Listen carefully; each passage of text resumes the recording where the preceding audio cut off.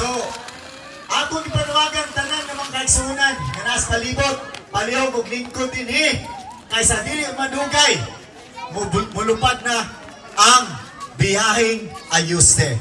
So mga kaigsunan, si Vice Mayor naana sa iyaha ang kapasidad, naana sa iyaha ang gikinahanglan sa usa ka taong gustong mutuyok sa tibuok kalibutan. So assured nga dili na gyud siya mangurap, tama dili.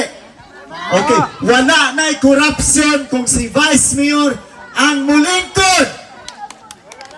So karong gabi makaasa ba mi sa inyuha nga siya may atong suportaan, taga Mungkaro, hinayman kinsa inyong Vice Mayor? Kinsa? Okay, kay ayun.